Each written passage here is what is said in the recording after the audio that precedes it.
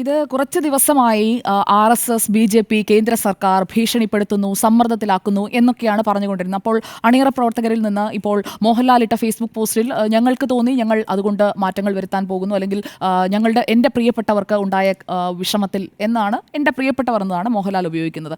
ഇന്ന് ഇക്കാര്യത്തിൽ കുറച്ചുകൂടി ക്ലാരിറ്റി വരുത്തിക്കൊണ്ടാണ് നിർമ്മാതാവ് ആന്റണി പെരുമ്പാവൂർ മാധ്യമങ്ങൾക്ക് മുന്നിലെത്തിയത്.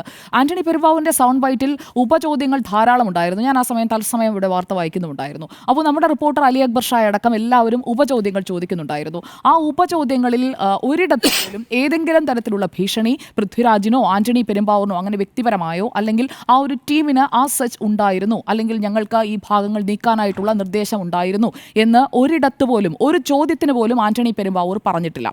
ഏതെങ്കിലും തരത്തിൽ കേന്ദ്ര സർക്കാരിൻ്റെ ഭാഗമായ ഏതെങ്കിലും ബോഡീസ് രേഖാമൂലമോ അല്ലാതെയോ ആവശ്യപ്പെട്ടതായി ഒരിടത്തു നിന്നും, അങ്ങനെയൊക്കെ ആവശ്യപ്പെട്ട് കഴിഞ്ഞാൽ, കാരണം ഫാസിസം വന്നേ എന്ന് അലറി വിളിക്കുന്ന ഒരു നാട്ടിലാണ് നമ്മൾ ജീവിക്കുന്നത്. അപ്പോൾ ഫാസിസം വന്ന് ഈ സിനിമയെ അങ്ങ് ഇല്ലാതാക്കി എന്ന് സ്ഥാപിക്കാനാണ് ബഹുമാനപ്പെട്ട ഉണ്ണിസാർ അടക്കം ഇപ്പോൾ ശ്രമിച്ചത്.